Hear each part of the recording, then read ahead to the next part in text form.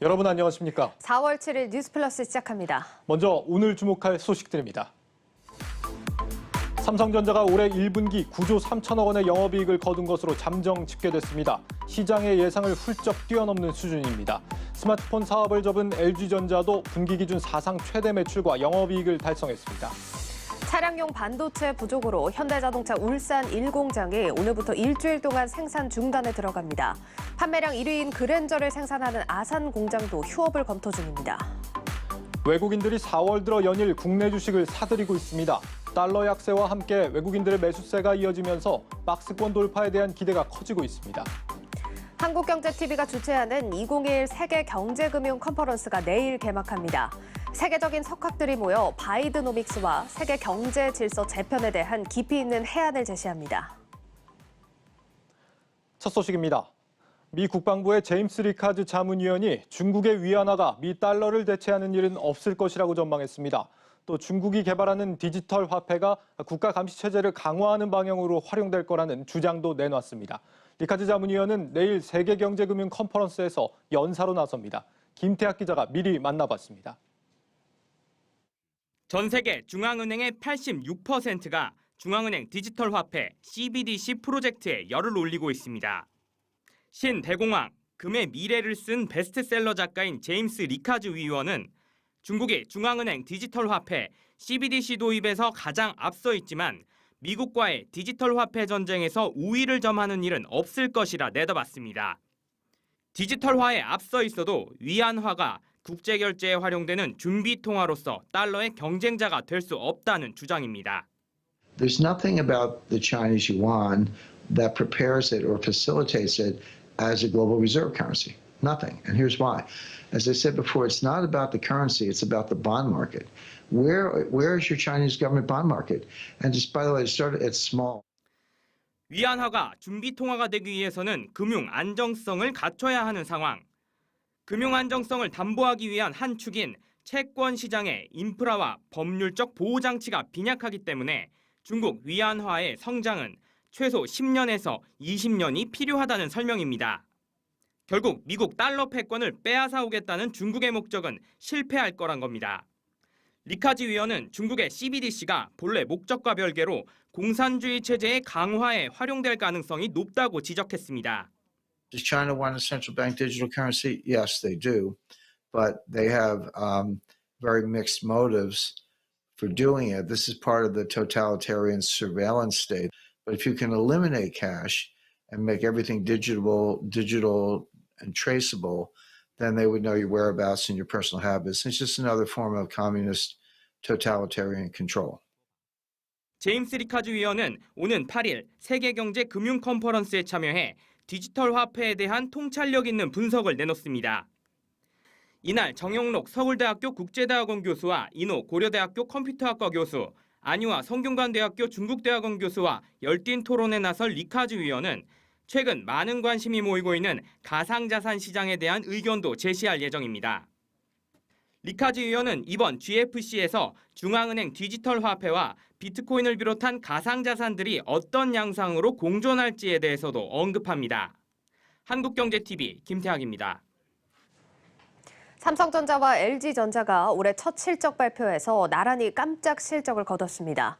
글로벌 경기 회복세와 함께 코로나19로 억눌렸던 소비가 폭발하면서 스마트폰 가전 수요가 증가한 영향입니다. 임동진 기자입니다. 삼성전자의 올해 1분기 영업이익은 9조 3천억 원, 증권가 실적 전망치인 8조 8천억 원을 크게 웃도는 수준입니다. 반도체 부문이 미국 텍사스 공장 가동 중단으로 부진했지만 글로벌 소비 회복으로 스마트폰 판매가 크게 늘어나면서 빈자리를 채웠습니다. 코로나19 특수로 TV와 생활가전 판매가 급증한 것도 실적 개선에 도움이 됐습니다. LG전자는 1분기 매출과 영업이익 모두 역대 최대치를 기록했습니다. 역시 생활가전과 TV가 실적 상승을 이끌었습니다. 생활가전은 1분기 영업이익이 8천억 원을 처음으로 넘어섰을 것으로 추정됩니다. 1분기부터 시장의 기대치를 뛰어넘는 성적표를 받은 삼성과 LG 모두 2분기에는 실적이 더 좋아질 것이란 전망이 나옵니다. 먼저 삼성전자의 경우 모바일 부문은 갤럭시 S21 판매 축소로 실적이 줄어들 것으로 보이지만 반도체 가격 강세와 오스틴 공장 정전 사고에 대한 주정부의 보상금이 들어오면서 2분기 영업이익은 10조 원 규모로 늘어날 것이란 분석입니다. 매출액은 높게 추정한 게 저희가 63.6조였거든요. 저희가 그거보다 매출이 더 컸다는 거는 삼성이 얼마만큼 시장 점유율을 높이고 있는지는 상당히 높게 평가해야 될 것 같습니다. 주가는 뭐 어쨌든 선반영됐으니까 이제 조금은 흥고르게 하겠죠. LG전자는 휴대폰 사업 철수가 2분기 실적부터 반영됨에 따라 영업이익이 개선되고 하반기부터는 전장 사업도 흑자 전환이 예상됩니다. 수잔고가 한 60조 정도 되거든요. 그래서 이거 베이스로 해가지고 내년, 내후년 커지는 그 방향성 자체에는 크게 문제는 없을 거기 때문에 저희는 일단 올해는 BEP 가까이 하고 내년에는 한 3, 4% 정도 마진을. 이를 바탕으로 LG전자의 올해 연간 영업이익은 사상 최대였던 지난해 실적을 훌쩍 넘어 4조 원에 육박할 것으로 예상되고 있습니다. 한국경제TV 임동진입니다. 외국인들이 요즘 우리 증시에서 매수세를 확대하고 있습니다. 글로벌 경기 개선 기대감 때문인데 다음 달 공매도가 재개된 후에도 이런 매수세는 한동안 이어질 거라는 전망이 나옵니다. 신재근 기자입니다. 외국인이 4월 들어 유가증권 시장에서 순매수한 금액은 2조 원에 육박합니다. 외국인은 삼성전자와 SK하이닉스, 카카오 등을 주로 샀습니다. 이 같은 움직임은 글로벌 경기 회복과 관련이 깊다는 분석입니다. 앞서 IMF는 올해 세계 성장률을 사상 최고 수준인 6%로 제시했는데 이는 수출 의존도가 높은 한국 시장의 매력을 높이는 요인입니다. 증권업계에선 당분간 외국인 매수세를 기대해 볼 만하다고 내다봅니다. 먼저 신흥국 시장을 추종하는 글로벌 패시브 펀드 규모는 지난주 6.3% 증가했습니다. 이 펀드는 외국인 수급 선행 지표로도 쓰이기 때문에 향후 외국인 자금 흐름을 예상해 볼 수 있습니다. 여기에 외국인 수급과 유사한 흐름을 보이는 반도체 업황도 호황이 예고된 상태입니다. 다음 달 재개되는 공매도도 외국인 수급에 큰 영향이 없을 것이란 관측입니다. 매수와 매도를 동시에 활용해 차익을 남기는 롱숏 펀드 자금 유입이 예상되기 때문입니다. 공매도가 금지된 상황에선 숏 포지션을 취할 수 없어 롱숏 펀드 자금 유입이 위축됐습니다. 관건은 달러의 추세적인 약세 여부가 될 전망입니다. 글로벌 투자자분이 한국을 포함한 신흥국 시장의 투자 요인이 커지기 위해서는 달러와 약세 그리고 신흥국 통화에 대한 강세 등의 조건 등이 충족돼야만 기조적인 변화가 있을 것 같습니다. 외국인 매수세에 힘입어 코스피 지수가 2분기 중에 전고점을 돌파할 수 있을지 투자자들의 시선이 모아집니다. 한국경제TV 신재근입니다.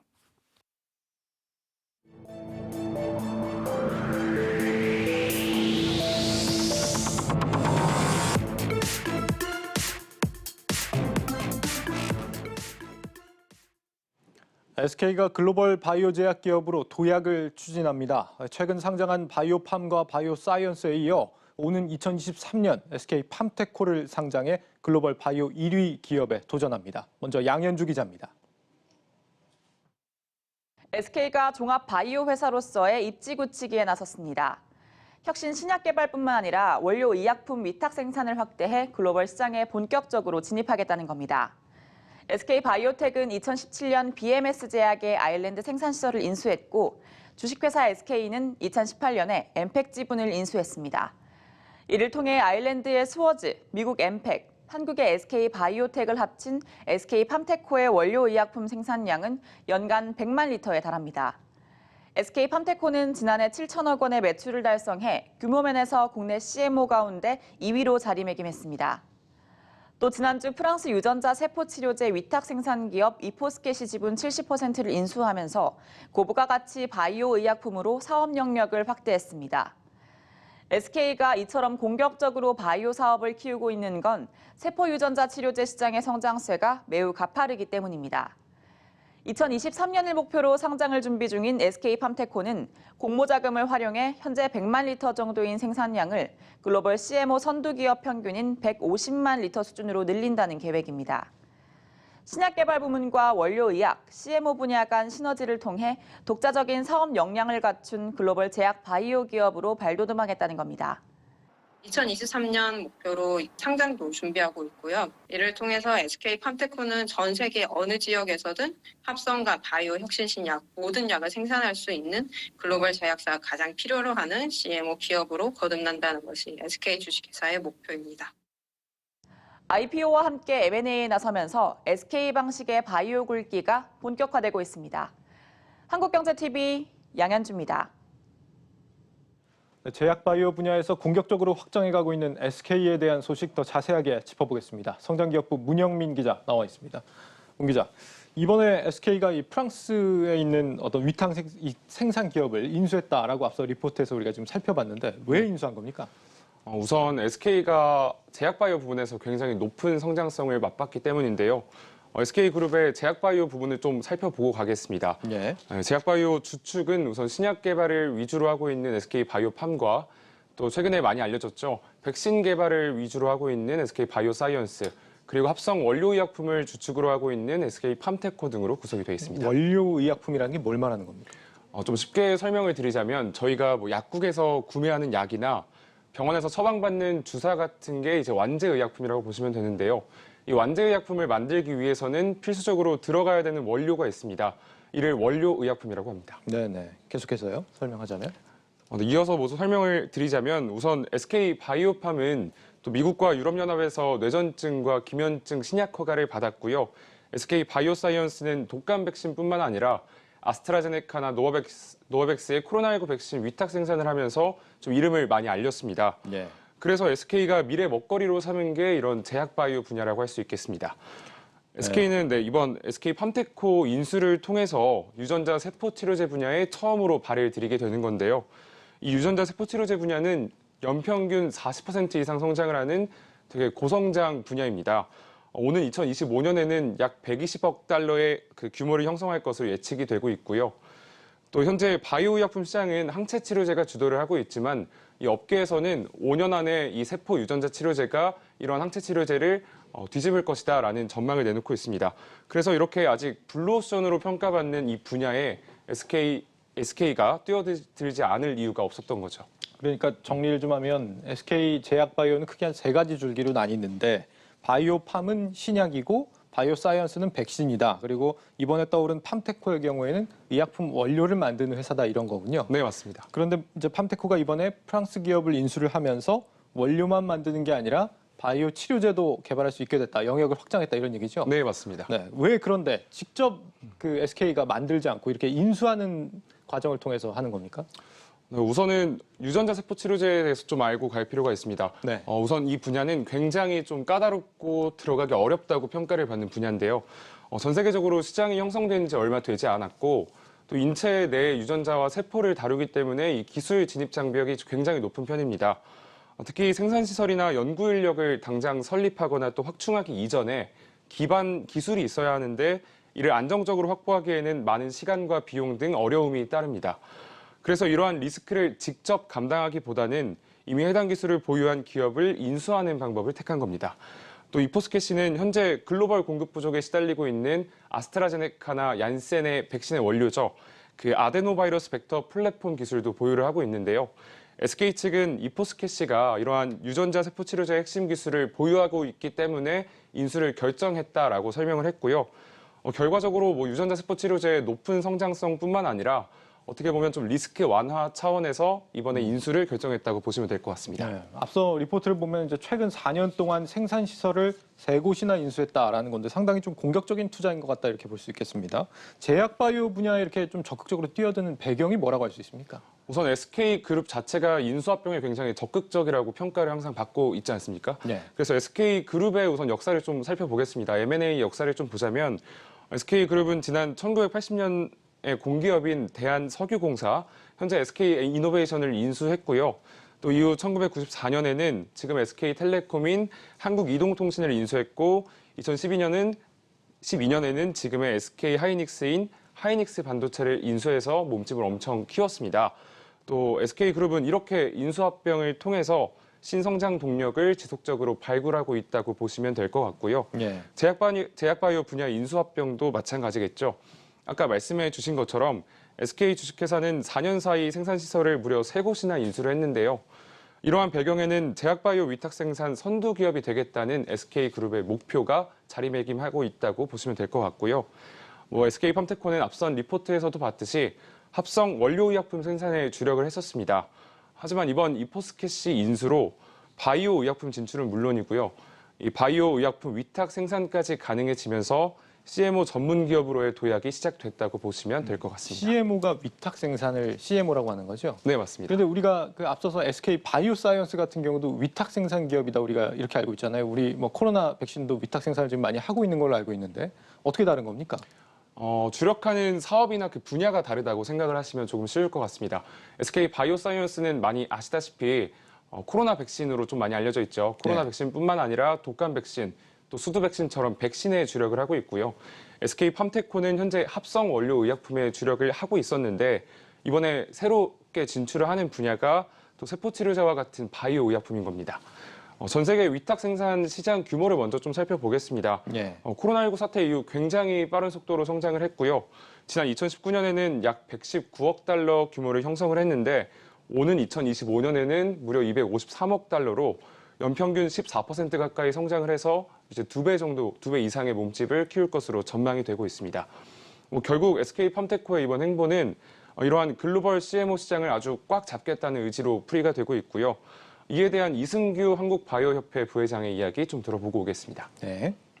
지금은 이제 결국 글로벌 체인으로 연결될 수밖에 없거든요. 케미칼이 됐건 바이오가 됐건 각각의 글로벌 체인에 관련된 풀들을 가지고 있어야 되고 그 풀들이 항상 플렉스블하게 우리가 운영할 수 있는 그 툴을 가져야 되는 게 첫 번째여서 이번에 이제 SK가 그게 케미칼이 됐건 여러 원료 수품에 관련된 부분에 수급처를 다양화하는 거는 되게 좋은 전략이고 국가적으로도 지향을 해야 되는 부분이 하나 있고요. 이렇게 영역을 확장한 SK팜테코가 2023년에는 상장을 추진한다 이렇게 얘기를 들었는데 앞서서 이제 바이오팜하고 바이오사이언스의 경우도 상장으로 좀 대박이 난 사례가 있지 않습니까? 상당히 좀 SK의 경우에는 상장이 좀 적극적인 것 같아요. 아까 인수합병도 적극적인데 상장도 굉장히 적극적으로 이루어지고 있습니다. 제약바이오 기업 특성상 신약을 연구개발하거나 또 공장의 생산 능력을 증대시키기 위해서는 정말 막대한 자금이 필요한데요. 다들 알고 있으시겠지만 이 기업 공개를 한다면 이에 필요한 자금을 안정적으로 조달할 수 있게 되는 겁니다. SK바이오팜은 상장 이후에 미국 식품의약국의 허가를 받은 뇌전증 신약에 이어서 새로운 혁신 신약 개발에 나서고 있고요. 또 미국과 유럽연합 등에서 글로벌 유통망 구축에 자금을 굉장히 많이 투여를 하고 있습니다. 또 SK 바이오사이언스의 경우에는 기존에 없었던 mRNA 방식의 백신이라던가 또 백신 생산 공장 증설에 공모 자금을 활용하고 있다고 설명을 했고요. 사실 모기업 입장에서는 이런 자회사가 상장을 통해서 기업 가치를 상승한다면 모기업 또한 그 기업 가치가 올라가기 때문에 상승 모멘텀이 충분히 생긴다고 볼 수 있는 거죠. 그러면 이번에 SK팜테코는 코스피에 상장을 하는 겁니까? 아니면 미국에 상장을 하는 겁니까? 많은 분들이 궁금해하실 것 같고 저도 굉장히 궁금한데요. 이 SK팜테코는 앞서 리포트에서 보셨다시피 오는 2023년에 상장을 계획을 하고 있습니다. 다만 국내 증시에 상장할지 미국 증시에 상장할지는 아직 미지수지만 좀 예상을 해보자면 아무래도 이 CMO 통합 법인이 미국 현지에 있습니다. 그래서 미국 상장 가능성이 조금 더 높게 점쳐지고 있는 거고요. 실적을 좀 한번 살펴볼까요? 지난해 SK팜테코의 매출액은 약 7천억 원 정도로 추정이 되고 있는데요. 4년 전인 2016년과 비교했을 때는 무려 7배 성장했습니다. 또 증권업계에서는 이러한 성장세를 유지를 한다면 증시 입성 즈음에는 1조 원가량의 매출을 올릴 수 있을 것으로 전망을 하고 있습니다. 또 이러한 흐름이라면 SK바이오팜 또 SK바이오사이언스에 이어서 SK그룹에 자랑할 수 있는 세 번째 바이오 상장 기업이 탄생하는 겁니다. 이렇게 지금 제약바이오 분야에서 공격적으로 확장해가는 SK에 대한 소식을 우리가 살펴봤는데 문 기자가 직접 취재하면서 본 이 SK팜테코 전망이 좀 어떨 것 같습니까? 좀 희망적으로 보는 게 좋습니까? 우선 취재를 하면서 많은 업계에서는 마치 SK바이오팜이나 SK바이오사이언스가 상장하기 이전에 그런 열기를 상상하게 하는 되게 긍정적인 반응이었습니다. 실적도 굉장히 높은 폭으로 성장을 하고 있었고요. 사업 포트폴리오도 기존의 원료의약품에서 합성의약품, 또 이번에 바이오의약품까지 굉장히 다각화가 많이 돼 있기 때문에 제약바이오 업계에서는 새로운 CMO 공룡이 탄생을 할 것 같다라고 평가를 하고 있습니다. 또 이미 사실 원료의약품 CMO 부분에서는 글로벌적으로 세계 10위권 안에 이름을 올리고 있고요.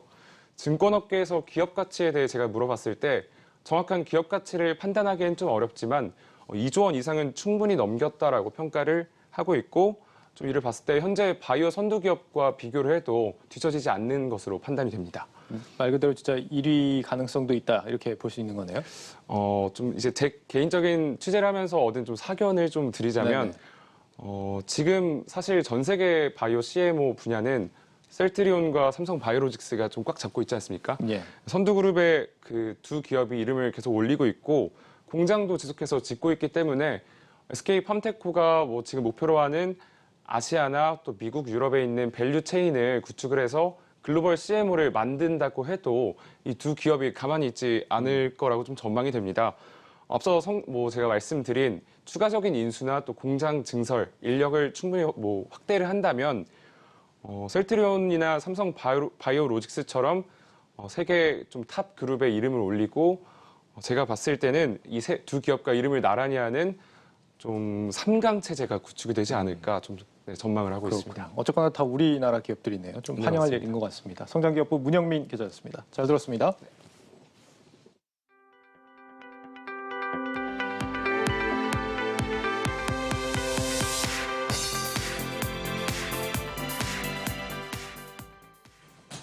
현대자동차 울산 1공장이 차량용 반도체와 전기차 부품의 수급 문제로 오늘부터 공장 가동을 일시적으로 중단했습니다.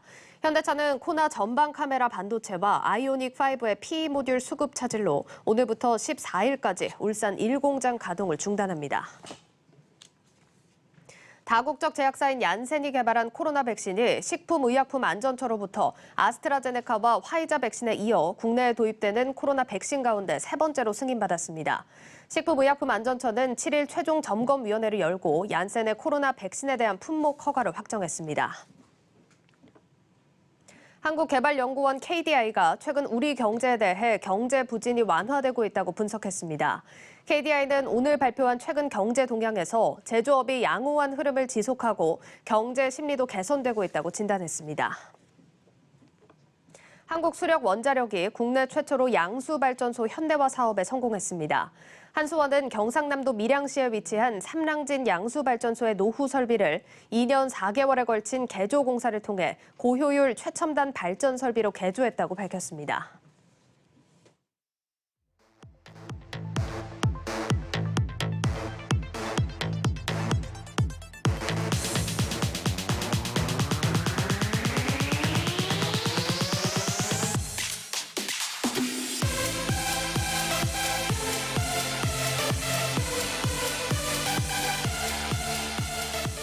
렉스턴 스포츠는 정통 픽업의 강인함을 위해 프레임바디 적용을 고집하고 있으며 홈로 주행 능력, 강력한 견인성, 적재 능력과 같이 고객들이 추구하고 원하는 어떠한 라이프 스타일에도 부응할 수 있도록 노력도 꾸준히 기울이고 있습니다.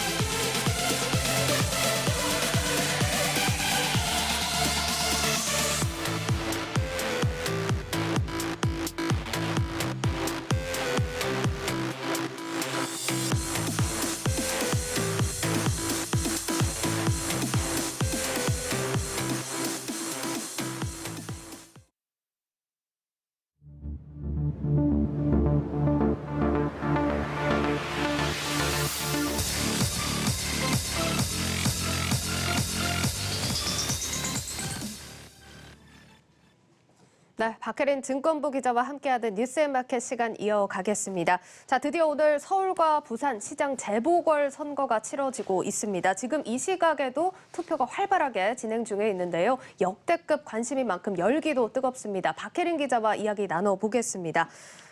자, 박 기자, 왜 우리가 선거 시즌만 되면 우스갯소리로 정치인들이랑 옷깃만 스쳐도 관련주다 이런 말이 또 나오지 않습니까? 네, 그렇습니다. 지난달부터 오늘까지 코스닥 시장에서 가장 높은 상승률을 보인 종목들을 정리를 해봤는데 보시다시피 거의 대부분이 정치인 테마주로 엮이는 종목들이 차지를 했죠. 지금 뭐 애니 능률 보면은 611%가 넘었는데요? 네, 그렇습니다. 아니면 가상화폐 관련주로 묶이는 종목들이었습니다. 그런데 이렇게 테마주나 관련주로 묶이지 않고 기업의 개별 대결 이슈만으로도 높은 상승률을 보인 종목이 눈에 띄었는데 네. 바로 대원미디어가 주인공입니다. 오늘은 대원 미디어를 네. 알아보는 거군요. 알겠습니다. 오늘도 15%대 상승 마감을 지어줬고 3월 말부터 지금 상승폭이 두드러지는 모습인데 어떤 이슈입니까? 네, 여러 이유가 있지만 일단 영상 하나부터 보고 시작을 하도록 하겠습니다. 네. 어제 또 자이언트 스텝이 네. 생각나는데요. 이게 영화인가요? 만화인가요? 아닙니다. 대원미디어가 조만간 방영할 아동용 드라마 용갑 합체입니다. 어떤가요?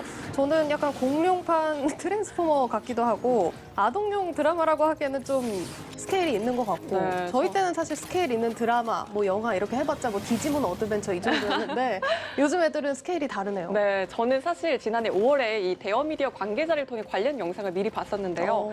먼저 이제 말씀하셨듯이 스케일이 커서 놀란 게 먼저였고 하늘을 나는 용이 뭐 갑옷을 입고 사람도 나오고 하니까 기존에 못 보던 형식이다 정도의 느낌이었거든요. 네. 그런데 2주 전 이 티저 영상이 유튜브에 공개된 이후 반응이 굉장히 뜨거워서 생각보다 놀랐습니다.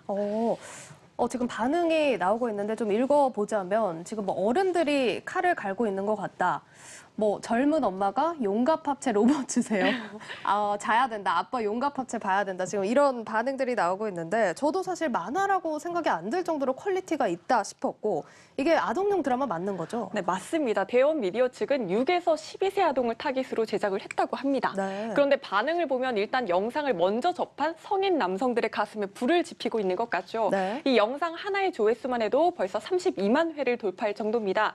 심지어 이 영상이 지난달 17일에 공개가 됐는데 11,000원이던 주가가 오늘 보면 27,000원 선까지 올라왔습니다. 네, 지금 뭐 리뷰들이 지금 나오고 있는데 뭐 어른들이 더 기다리고 있는 것 같습니다. 언제 방영이 됩니까? 네, 하반기에 방영될 예정인데 구체적인 일정은 아직 조율 중인 상황입니다.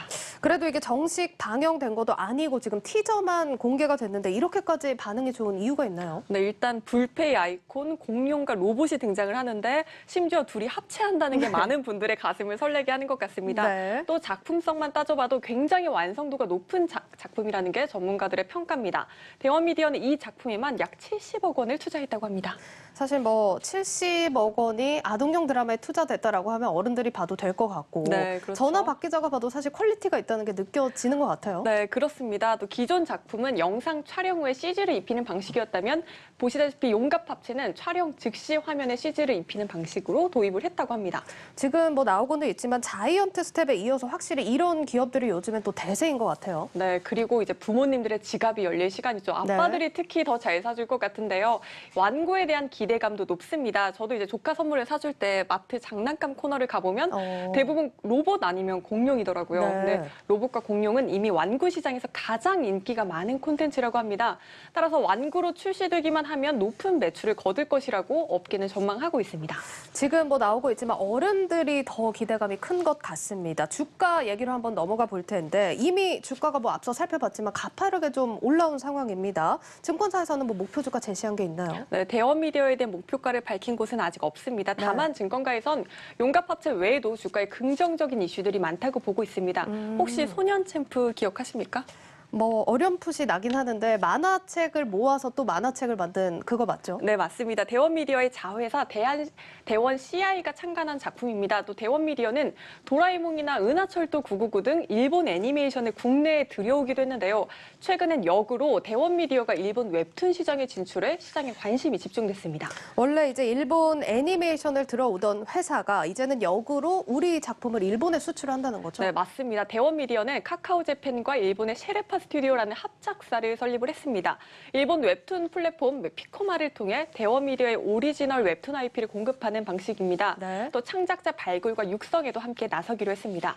일본은 전 세계적으로 만화 소비량과 웹툰 시장 성장률이 가장 높습니다. 따라서 든든한 새 콘텐츠 유통 채널을 확보했다는 점에 업계는 기대를 걸고 향후 행보에 주목하고 있습니다. 알겠습니다. 기대가 되는 부분인데 실적 전망은 어떻게 나오고 있습니까? 네, 증권업계에서 보는 올해 대원미디어의 실적 추정치를 보여드리도록 하겠습니다. 앞서 이제 말씀드린 용갑합체 방영 시기와 완구 판매에 따라 전망치는 충분히 변동될 가능성이 높습니다. 네, 지금 어린이뿐만 아니라 어른들 만하게 새 돌풍을 일으킬 대원미디어의 흐름 또 지켜보셔야겠습니다.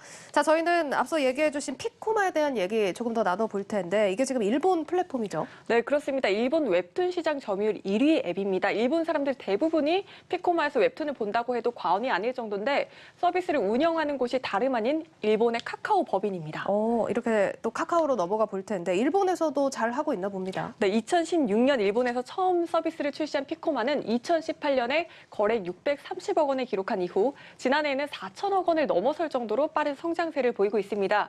특히 올해 1분기 글로벌 앱 조사 업체 앱 애니가 매출 성장률 순위를 한번 매겨봤는데 게임 관련 앱을 제외를 하면 피코마가 세계 3위를 차지했다고 합니다. 네. 성장률이 아닌 매출로 따져봐도 세계 9위를 기록해서 일본 매출만으로 넷플릭스나 디즈니와 어깨를 나란히 하는 수준이라고 합니다. 사실 이렇게까지 규모가 있는 줄은 몰랐는데 카카오 얘기도 조금 많이 들리는 게 저희가 액면 분할로도 잠시 살펴봤었죠. 그렇죠. 액면 분할 이슈도 있고 또 최근에 저희가 다뤘던 두나무 상장 얘기도 있었고요. 네.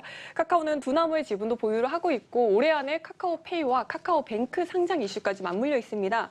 증권가에서는 이제 카카오에 대해 최근 호재가 만발하고 있다라며 목표가를 60만 원 위로 올려본 그 증권사들도 있습니다. 네, 본격적으로 또 카카오 얘기를 또 나눠볼 텐데 저희가 자회사 중에서 엔터 쪽 얘기는 그간 많이 다뤄왔습니다. 다른 분야는 어디가 있을까요? 네, 그럼 카카오 모빌리티 얘기를 한번 해볼까요? 네. 택시나 대리를 부를 때 많이들 이용을 하실 겁니다. 네, 네. 최근 구글도 카카오 모빌리티의 성장성을 알아보고 5천만 달러를 투자를 하기로 했습니다.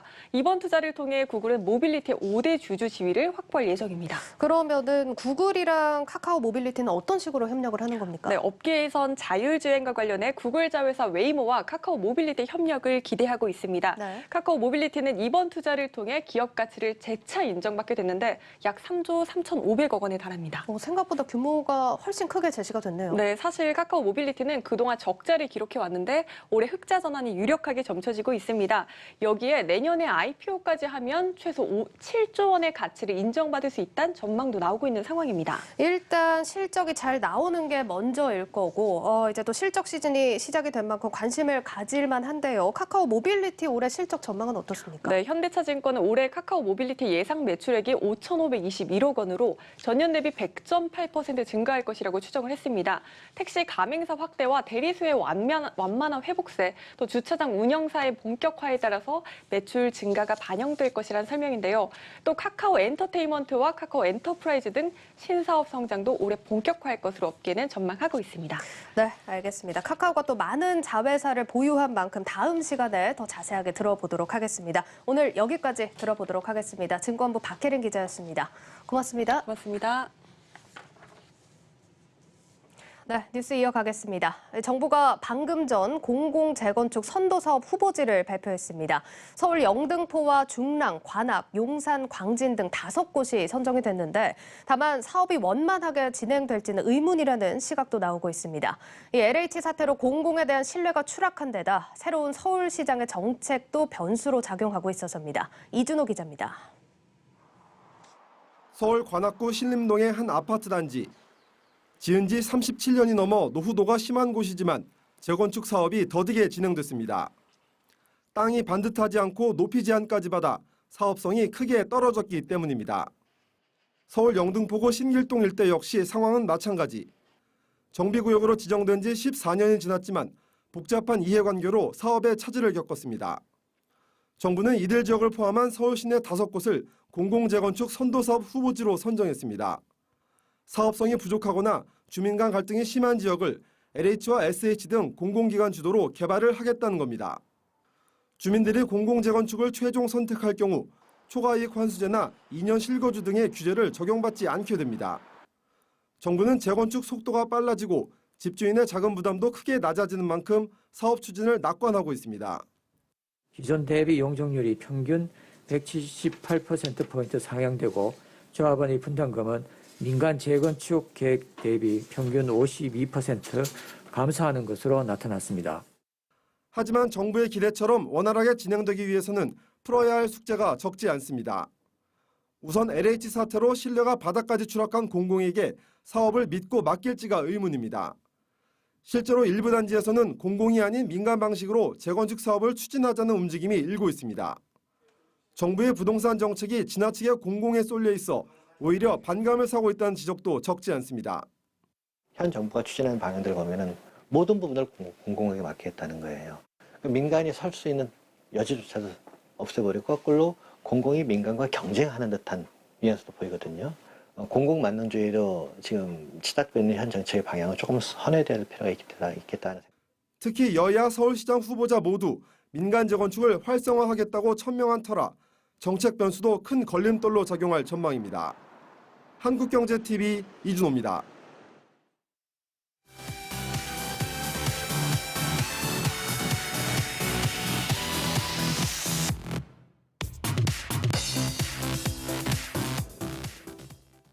네, 플러스픽 시간입니다. 오늘도 이지우 기자와 함께하겠습니다. 이 기자, 네. 첫 번째 키워드 바로 보죠. 네. 네, 재난지원 코인 이렇게 되어 있습니다. 네, 재난지원금이 코인 투자에 사용되고 있다고 해서 제가 키워드를 한번 이렇게 잡아봤습니다. 지원금이 코인 투자예요. 그게 네. 뭐 바람직한 현상은 아닌 것 같은데요. 맞습니다. 한 보도에 따르면 서울 강동구에서 식당을 운영하는 한 자영업자가 지난달 받은 4차 재난지원금 현금 100만 원을 가상화폐에 투자하는 데 썼다고 합니다. 네. 다행히도 2배 가까운 수익을 벌어들였기 때문에 물건 대금을 지불할 수 있었다, 이런 보도가 있었는데요. 이분은 코로나19 사태가 끝날 때까지는 뭐라도 해야 된다, 투자 자체가 생계 수단이다, 이렇게 말하기도 했다고 합니다. 그걸로 투자를 해서 또 벌었군요. 네. 나라 돈을 준 건데 이렇게 써도 되는지 모르겠습니다. 네, 근데 재난지원금을 투자에 쓰는 사람들의 주장은 당장에 급한 불을 끄기에는 사실 재난지원금 100만 원이 너무 적다, 이런 것이 있고요. 또 정부가 너나 할 것 없이 일괄적으로 현금으로만 지원을 하다 보니까 지원금이 정책 의도에 맞지 않게 사용되고 있다는 앵커와 같은 지적도 있었습니다. 갑자기 그 예전에 헬릭 스미스가 유상증자 해가지고 고위험 파생 상품에 투자했다던 그 사례가 갑자기 떠오르는 것 같은데 네. 1차 때처럼 이렇게 카드로 쓰고 그냥 삭감하는 자동으로 이런 방식으로 했었으면 좀 더 낫지 않았나 이런 생각이 듭니다. 네. 이 기자 같은 경우는 만약에 100만 원을 재난지원금을 받았다. 네. 그러면 어떻게 할 겁니까? 저요? 지금 당장 받았다. 솔직히 네. 저는 쓸 것 같습니다. 아, 소비를 한다고요? 네. 아, 그렇군요. 네. 소비가 많이 필요한 네. 이 기자군요. 네, 알겠습니다. 보통은 뭐 쓰거나 네. 투자를 하거나 뭐 이런 식으로 물론 할 것 같긴 해요. 이렇게 네, 현금으로 네. 준다고 한다면.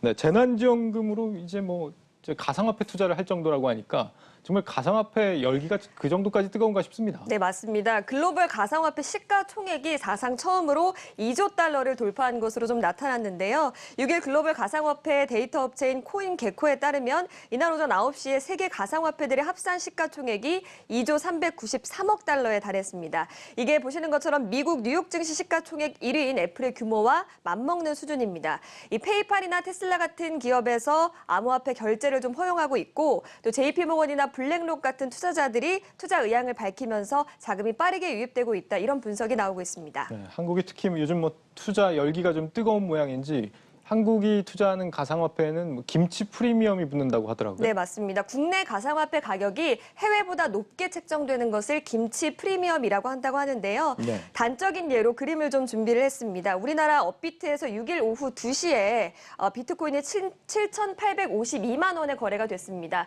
하지만 같은 날 같은 시간에 미국 최대의 거래 사이트인 코인베이스에서는 6,601만 원에 좀 거래가 됐습니다. 국내에서 1,251만 원, 그러니까 약 18.9% 높은 수준에 거래됐다, 이렇게 볼 수가 있는 건데요.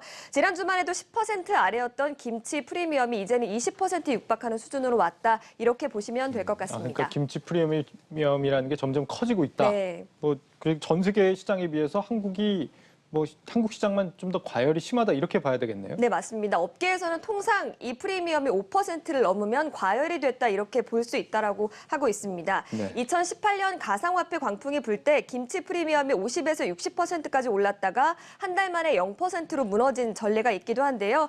현재 일부 투자자들은 김치 프리미엄을 이용해서 시세 차익을 얻기도 하고 있습니다. 해외 거래소에서 가상화폐를 산 뒤에 국내 거래소로 이전하는 방식인데 이런 투자 방법도 있다라는 것도 또 알아두시면 좋을 것 같습니다. 것 같습니다. 나라마다 시세를 이렇게 다르게 매길 수 있는지는 처음 알았습니다. 네. 근데 이렇게 한국에서만 유독 비싸다는 걸 어떻게 봐야 될까요? 좋은 겁니까? 나쁜 겁니까? 제가 볼 때는 국내 투자자들의 매수세가 유독 강하기 때문이 아닌가 이렇게 풀이가 되는데요. 아무래도 증시 상승세가 최근에 좀 주춤하니까 고위험 고수익을 기대하고 가상화폐에 투자하시는 분들이 굉장히 많이 늘었다 이렇게 볼 수가 있을 것 같습니다. 네. 전문가들은 수요가 과도하게 몰렸기 때문에 비정상적으로 가격이 오른 것이라면서 가상화폐 가격이 떨어지면 국내 투자자들의 손실이 있을 수 있다 이렇게 경고하고 있습니다. 네, 재난지원금 넣으신 분들 좀 네. 조심하셔야겠다는 생각이 듭니다. 네. 네, 다음 키워드 보겠습니다. 네. 보조금 터리범 이렇게 돼 있네요. 네, 혹시 뭐 터는 거 좋아하십니까? 제가 터는 걸 좋아하는 사람들이 먼지 터는 거 뭐 이런 먼지 거 터는 좋아합니다. 거, 예, 저도 먼지 터는 거 좋아하는데요. 네. 전기차 사면 최대 1,900만 원의 지원금 나오는 거 혹시 아십니까? 그렇죠. 지원금 나오죠. 네, 이 예. 보조금을 테슬라가 독식하고 있다고 해서 키워드 이렇게 보조금 터리범 이렇게 잡아봤습니다. 테슬라 전기차가 보조금을 싹쓸이 할 정도로 좀 유독 많이 팔리고 있다 이런 의미인가요? 네, 혹시 일찍 일어나는 새가 벌레를 많이 잡는다 이런 말 들어보셨죠? 그렇죠. 네, 전기차 보조금이 선착순으로 지급이 되는데요. 현대차와 기아차의 전기차가 아직 나오지 않은 상태에서 테슬라의 모델이 먼저 판매를 시작했기 때문입니다. 카이지유 데이터 연구소에 따르면 올해 3월 테슬라 모델 3는 3,186대를 판매를 했습니다.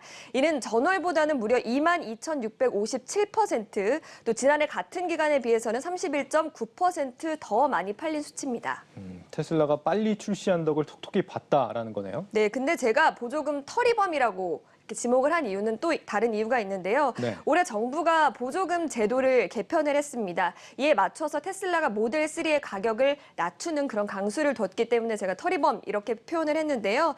테슬라 모델 3의 모델은 여러 종류가 있습니다. 그런데 롱 레인지의 가격이 5,999만 원으로 480만 원 가까이 좀 내리는 것을 볼 수가 있죠. 네. 정부가 올해부터 6천만 원 미만 전기차에는 보조금 100%를 주기로 한 정책에 맞춰서 딱 10,000원 차이로 이렇게 보조금을 전부 다 받을 수 있도록 조치를 한 건데요. 실제로 이런 상황에서 테슬라의 모델 3 판매 대수는 1, 2월에는 15대 정도에 그쳤지만 3월에 굉장히 급증한 모습을 보였습니다. 저렇게 할인을 해도 남는 게 많은가 봅니다. 네. 정부 정책을 좀 교묘하게 이용한 전략으로 굉장히 좀 똑똑해 보인다 이런 생각이 드는데 네. 아직 4월이긴 합니다만 보조금이 이제 선착순이라고 하니까 네. 이 국산 전기차들 혜택을 받기가 어려운 상황이 있는 겁니까? 네, 일단 전기차 보조금은 중앙정부와 지자체에서 모두 받을 수가 있는데요. 앞서 말씀드렸던 것처럼 선착순입니다. 정부는 목표 대수를 승용차 기준으로 7만 5천여 대 수준으로 잡았지만 지자체 예산이 좀 부족한 상황입니다. 네. 환경부가 서울시 전기차, 승용차 보조금 지원 대수를 10,000대로 좀 지정을 했지만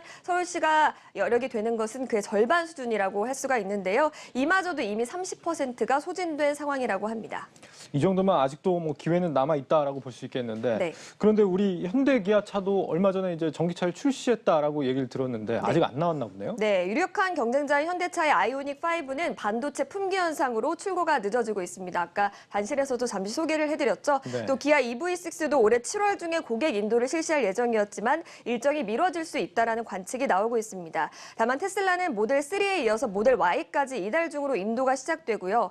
벤츠나 BMW의 전기차는 올해 하반기에 출시될 예정이고 또 폭스바겐의 전기차도 내년께 국내에 들어올 계획이라고 하는데 그렇게 되면 사실상 현재 테슬라의 경쟁자는 없다 이렇게 볼 수가 있을 것 같습니다. 반도체 품귀하고 보조금 제도가 맞물리면서 우리 기업들한테는 좀 악재가 될 수 있다 이렇게 볼 수 있겠네요. 네, 맞습니다. 실제 아이오닉 5와 EV6의 사전 계약 대수는 6만 대 이상이기는 합니다. 하지만 출고가 늦으면 앞서 말씀드렸던 것처럼 보조금을 받을 수 없게 되고 그럼 계약 취소로까지 이어질 수가 있는데요. 네. 실제로 지난해 9월 서울에서 보조금이 소진이 되면서 계약 취소가 잇따르는 사례도 있었습니다. 서울시 관계자는 이달 안에 전기차, 승용차 보조금이 만료될 것으로 보고 있다 이렇게 말을 했는데요. 보조금이 소진이 된다면 소비자는 1,000만 원이 넘는 돈을 내면서 전기차를 받거나 또 차량 인도를 내년으로 미뤄야 하는 상황에 처하게 됩니다. 굳이 뭐 손해일까지 보면서 전기차를 지금 사려는 사람은 많이 없을 것 같다는 생각이 듭니다. 좀 기다렸다가 내년에 사려고 하지 않을까 이런 생각이 드는데 네. 지금으로서는 이제 보조금 제도가 거의 테슬라만을 위한 제도로 전락했다 이렇게 봐도 무리가 없을 것 같습니다. 네, 맞습니다. 업계에서는 보조금 지급을 늘리고 선착순 방식을 이제 뭐 분기별 할당으로 바꿔야 한다 이렇게 좀 주장을 하고 있는 상황입니다. 왜냐하면 하반기에 출시하는 전기차를 선택할 수 있는 선택의 폭도 소비자에게 줘야 된다 이런 입장인데요. 또 정부는 5월에서 6월 전기차 보조금 관련 추경을 지자체별로 실시할 계획이라고 합니다. 보조금이라는 변수가 있기는 하지만 테슬라의 독주가 깨지고 전기차 시장에서 현대 기아차와 경쟁을 이룰 수 있을지 이것도 좀 주목해서 봐야 할 것 같습니다. 네, 플러스픽 이지호 기자와 함께했습니다. 잘 들었습니다. 고맙습니다.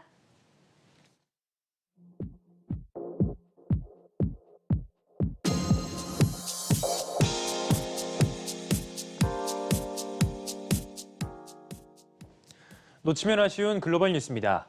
조금 전 마감한 중국 증시 마감 시황입니다. 오늘 상승 출발했던 중국 증시는 코로나19 재확산 우려가 고조되면서 결국 일제히 하락했습니다. 상해 종합지수는 0.1%, 선전 종합지수는 0.74% 빠졌는데요. 창업한 지수가 이틀 내리 낙폭이 가장 컸습니다. 전일 대비 0.86% 하락했습니다. 이날 중국의 코로나19 신규 확진자 수는 24명으로 2개월 만에 최고치를 기록하면서 투자 심리가 크게 위축됐는데요.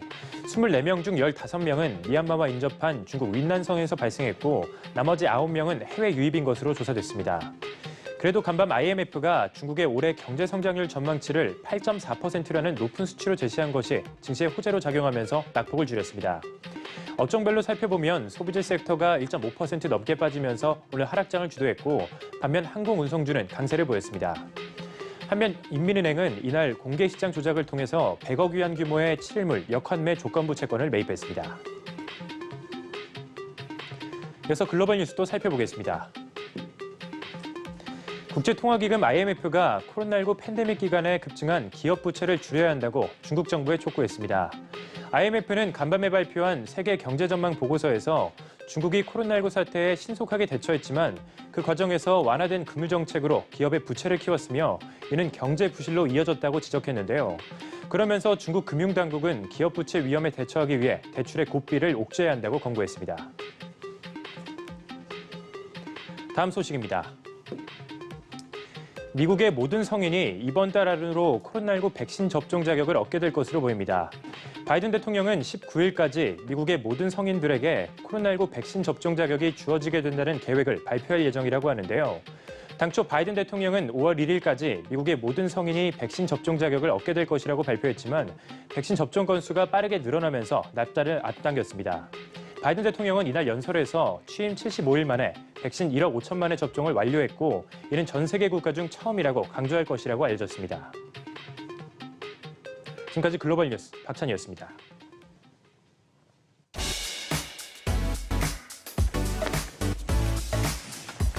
이어서 주요 일정 전해드립니다. 먼저 국내 시장은 옵션 만기일을 맞게 됩니다.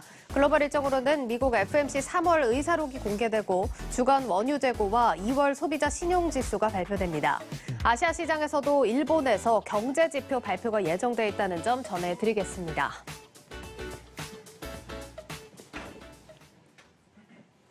현재 서울과 부산시장 재보궐선거가 진행 중입니다. 저녁 8시까지니까 아직 안 하신 분들 계시면 늦게라도 꼭 투표하시길 바라겠습니다. 네, 모든 국민은 자신들의 수준에 맞는 정부를 가진다. 프랑스 정치학자 토크빌이 한 말입니다. 이번 선거는 2021년 현재 우리 시민의 수준을 판가름하는 시금석이 될 겁니다. 새로운 시장과 함께하는 한국 경제는 어떻게 달라질지 내일 저희 뉴스플러스와 함께 알아보시죠. 여러분 고맙습니다.